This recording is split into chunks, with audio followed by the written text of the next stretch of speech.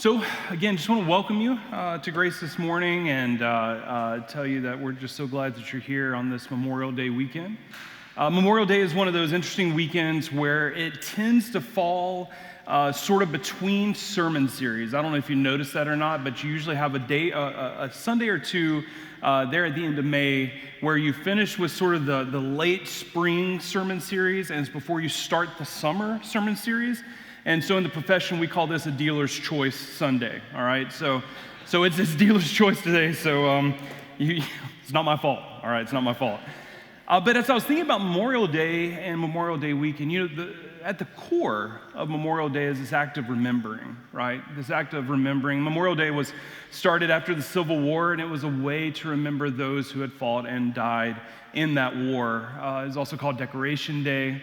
And then later, originally it was just about the Civil War, and then later it became a national holiday where all folks who had served and died in the line of duty were remembered. And so as I was thinking about Memorial Day and thinking about this concept of memory, and more importantly, the act of remembering, it immediately brought me to the Hebrew Bible, to the Old Testament, because at the core of the Hebrew Bible, at the core of Judaism, is the act of remembering. It's one of the most important and central concepts in the entire Old Testament and in the entire religion of Judaism.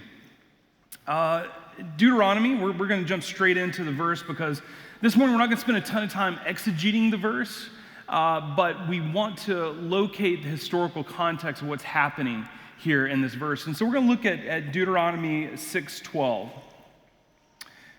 And the verse says, "Remember the Lord who brought you out of Egypt, out of the land of slavery." If we go back into the Hebrew, this word remember, and you can translate it as take care and do not forget, but at its core, the word here is remember. And that word in the Hebrew is called zakor. Okay, it's a Hebrew word, and it appears over 200 times in the Hebrew Bible, in the Old Testament. It is central. This action of remembering is central both to the theology of the Old Testament, but also to Judaism then and even to Judaism today. In his book, Zakor, Jewish History and Jewish Memory, author Yosef Yerushalmi says this, that memory is central to the Jewish faith and identity. Not only remembering who they are theologically, but remembering where they came from and who brought them from those places. Core to what it means to be a Jew. Remember, Jesus was a Jew. Core to what it means to be a Jew is to remember. If you look at the biblical text, they are told consistently, after Egypt, they're saying, remember, you were once slaves in Egypt. Remember how your God delivered you from the greatest empire that the world had ever known. Remember how when you walked through the desert for those 40 years, how God gave you a pillar of light by night and a cloud by day, how God provided manna for you to drink. Remember how God led you and gave you the law, gave you the Ten Commandments. Remember the Ten Commandments. Remember the Sabbath and keep it holy. Remember how God led you into a land of milk and honey, a promised land where you will be safe. If we even go to the most central holiday on the Jewish calendar, the Passover, the core function of the Passover is to remember when you were once slaves. Zakor, memory, remembering, is at the very, very core of what it means to be a Jew. Now, it's also interesting because if we think about the book of Deuteronomy is located in the first 5 books of the Bible, which we call the Pentateuch, 5, right? Penta, 5. And it's interesting because a lot of times, if we don't think about the Bible and how it was written and how it was compiled, It's really easy to think that Genesis was the first book that was written, and Exodus was second, and so forth and so on. But what we know through critical exegesis, through historical critical work on the Bible, is that the first 5 books of the Bible were written much later. They were written during the Babylonian exile. Okay, so we can actually locate that in our Bible, right? Where the Babylonian exile had happened, Israel had been taken over, and there was a diaspora, and a large chunk of the Jews were taken to Babylon. And during the time while they were there, they very much began to lose their identity as a Jew. They began to lose their culture, they began to lose their practices, they began to lose their faith and the retelling of their stories. And so while in the Babylonian exile, a core group who had not forgotten who they were, who had not forgotten their culture, who had not forgotten their customs and their practices and their rituals and the God Yahweh who they served, a core group of them decided that it would be so important to write down their origin story. The whole reason why we have the first 5 books of the Old Testament, the first 5 books of the Bible, the Pentateuch, is because a core group of Jews did what they did best, which was to remember. And they called their fellow Jews to do the same. And so they wrote down these first 5 books of the Bible way into their history so that they could remember. It makes all the sense in the world when you read those first 5 books and you see over and over again this word Zakor, Zakor, Zakor. Remember, remember, remember, because they were in a foreign land in which they had forgotten, so they had to be called to remember. It's important to remember that this was not a call for them to remember the good old days. You remember when it was good? You remember when we were walking through the wilderness and didn't know where the next meal was going to come from? Remember when we were slaves? Remember those days? It wasn't about remembering the good old days. How can we get back there? It was remembering to chart a way forward. And we're going to talk about that a little more here in a minute. Now, remembering on its own is good. It provides memories, it can provide smiles and warm feelings, it can provide some pretty nasty things in our life as well, but as core as memory is in the Hebrew Bible, so is the word hope. You see, hope is an incredibly important concept, not only in the Hebrew Bible, but in the entire canon, both the Old and the New Testaments. Hope is a theological through line that we see in the Bible. And hope is good. Hope funds so many of the stories, so many of the movements of the people of God throughout the Bible. But at its core, if we dig beyond the practice and the act of hope, we will find at its very core the practice of remembering. Because I will argue that you cannot have true biblical hope, hope that's not a fantasy, without some act of remembering. It's memory that allows us to have hope. It's memory for the Jews who were facing Babylonian captivity. It's memory that gave them hope that this could be better. Because they remembered when they were under the greatest empire that had ever existed up until that point, and they remembered how God delivered them. They're sitting in a place where they don't know what to do, where to go, how to be, who to be. And they remembered that there's a God who loves them, who told them where to go, who to be, and how to be. See, at the core of the practice of hope is memory, is remembering. And I would argue not only for the Jews of the Bible, not only for the characters of the New Testament, but for you and I as well. we have to remember. We have to remember the stories of the characters of the Bible. We have to remember the promises of God and how God's faithfulness to those characters carried through the entire biblical text. We have to remember how our lives have been changed, how we have been seen through the dark, through the storms, and through the night. We have to be able to look back in order to have hope to look forward. Hindsight is not only 2020, but has the potential to be the root of grounded hope. And what we have to remember when we are in our deepest times of despair, we have to remember, because hope has a track record. If we will sit in those places of darkness, in those places of fear, in those places of despair, in those places where we have no clue what the next step will be, we, like the Jews, have to sit and remember. If we do that well, we will remember that hope has a track record. We've come from somewhere, and there is a God who has been active throughout our lives and throughout our history. And there's a track record there, a memory that gives us hope for tomorrow.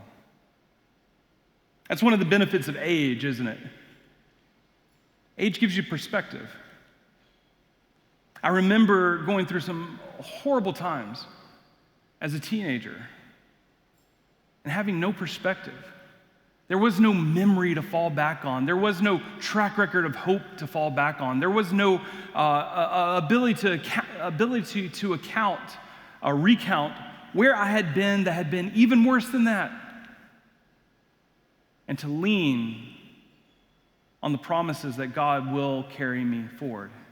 Which is why teenagers are at such a vulnerable age. There is not the ability to remember.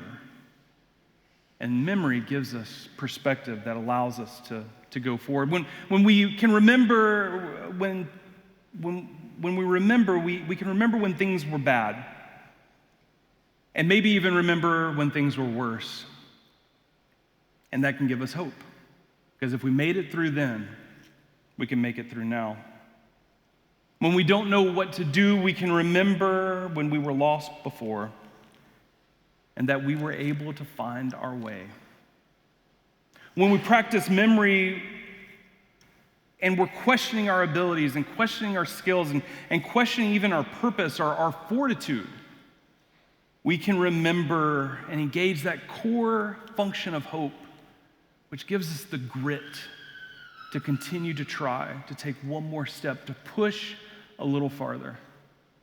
And it allows us to step into not the past, but into new realities that are funded by memory.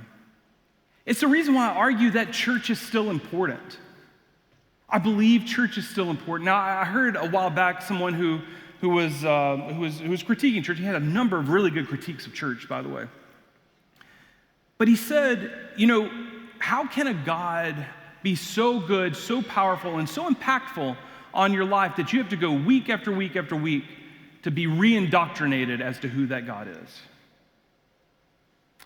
And when he first said it, I thought, he's kind of got a point there. And then I took a step back. I was like, no, you know what? That's not the purpose. It's not the purpose to re-indoctrinate.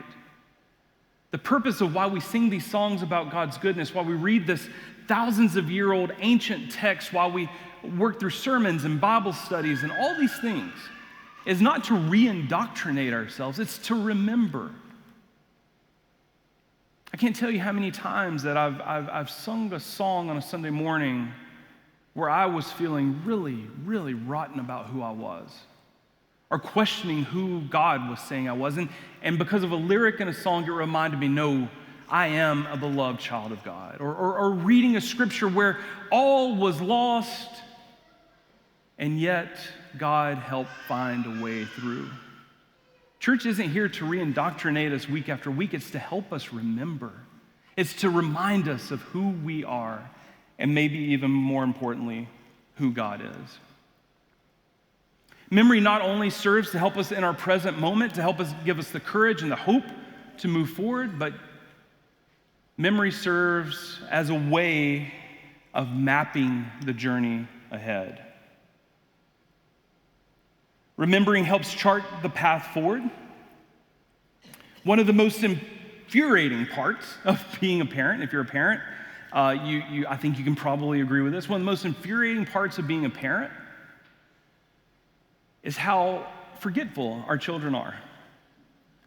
Not only forgetful in the fact that I say, child number 3, I won't say her name because one day she's going to look back at this and we're going to have to do a lot of therapy, but child number 3, pick up your shoes.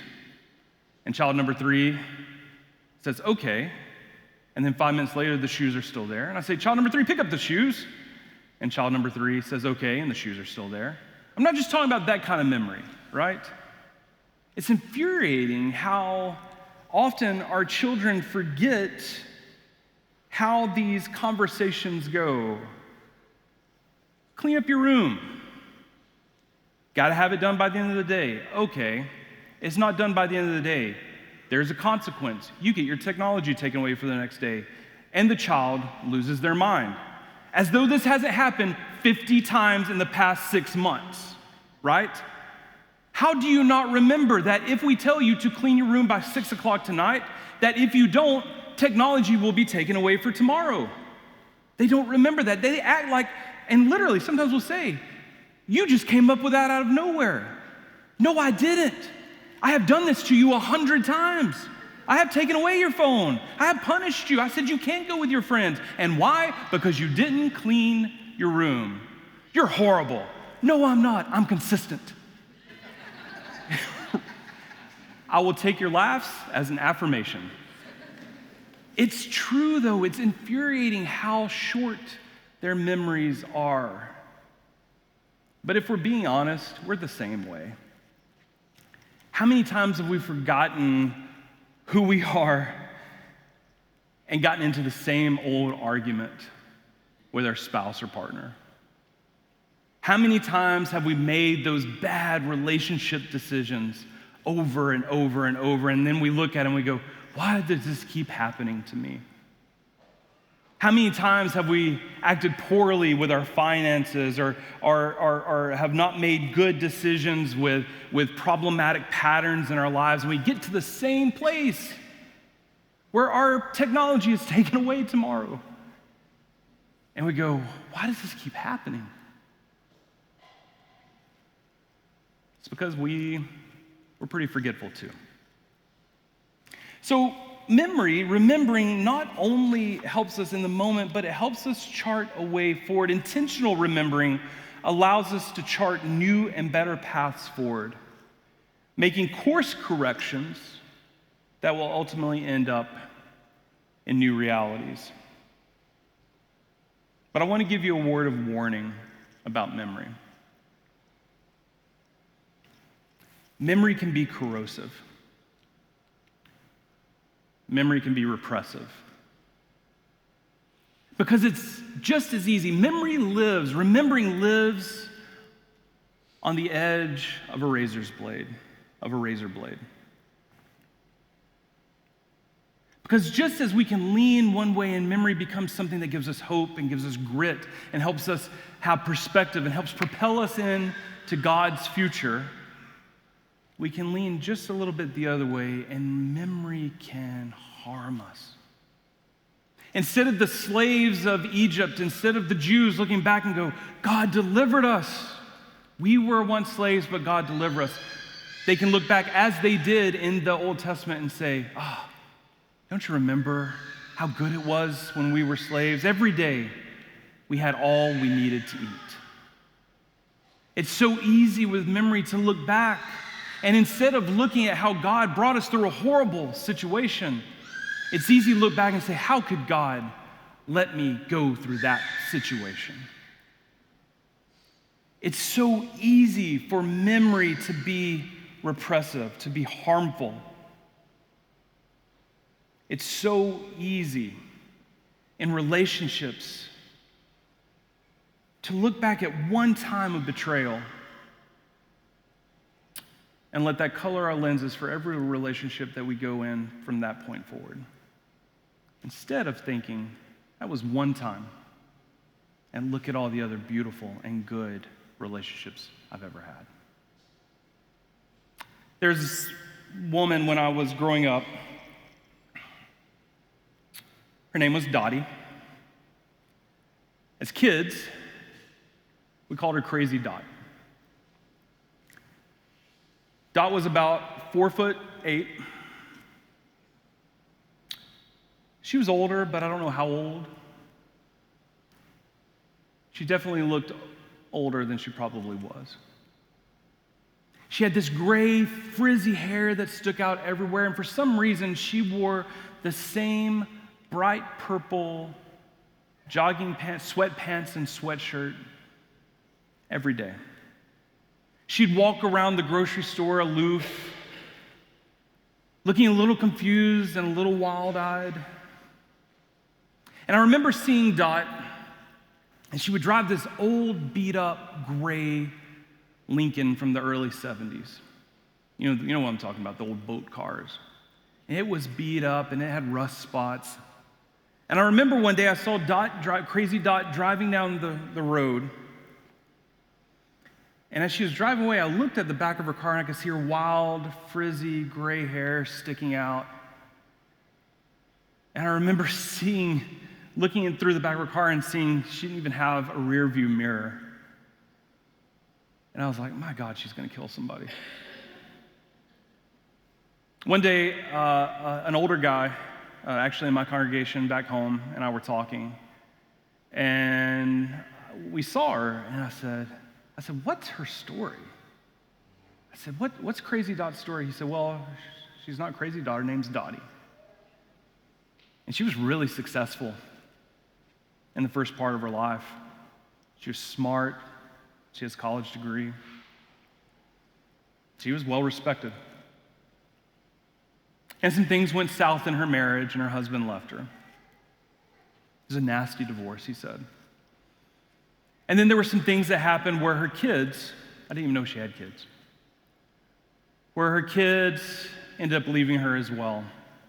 This guy told me it wasn't anything to do with her, that the husband had manipulated the situation. And so he goes on to tell me not a story of Crazy Dot, but of Dottie, who had lived a really hard life. And he said, that's why she's like she is. First off, I felt really rotten for calling her Crazy Dot. But I couldn't help but think about her driving away that day in that old, beat-up, gray Lincoln. And I couldn't help but think, if her life were like that old car and didn't have a rearview mirror, where would she be today? Because I guarantee you, Dot was living her life looking in the rearview mirror in a way that is not helpful, in a way that didn't remind her of the goodness, God's faithfulness, in a way that didn't remind her that she is loved, that didn't remind her of the goodness of her life, but only focused on those really, really difficult times.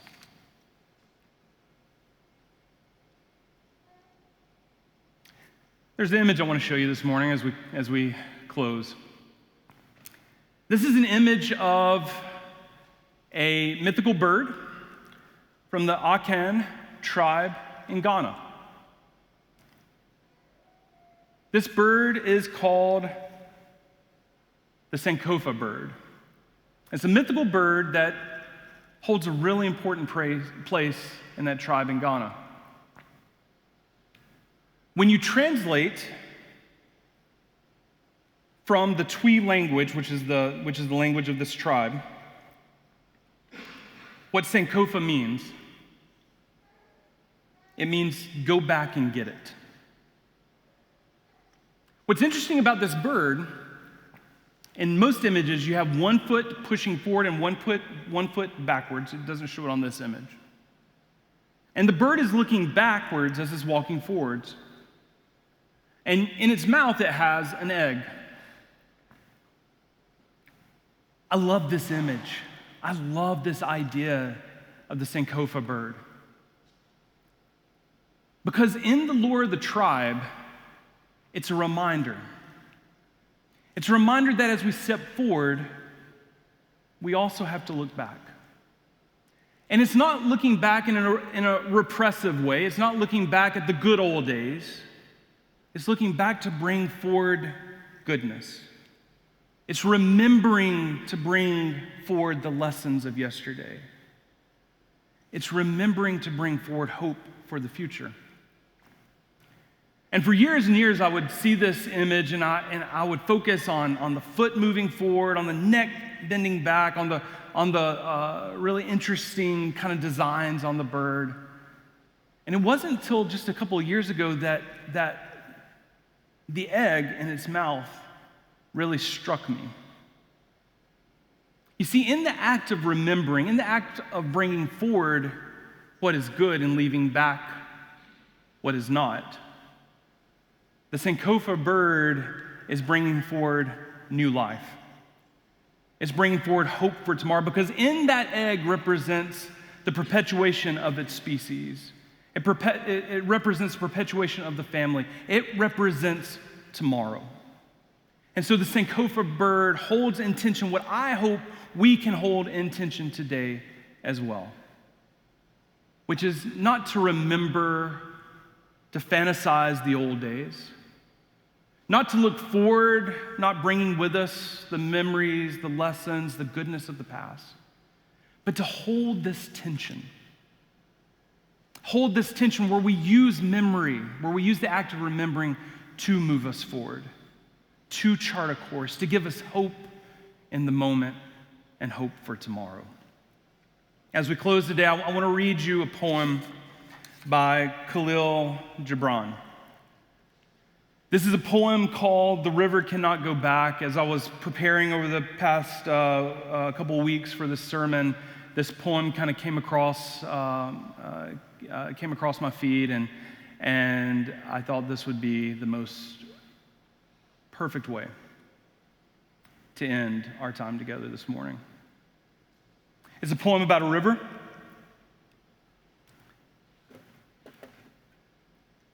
Whose personified actions are in that very space. Do I go back or do I go forward? The River Cannot Go Back by Khalil Gibran. It is said that before entering the sea, a river trembles with fear.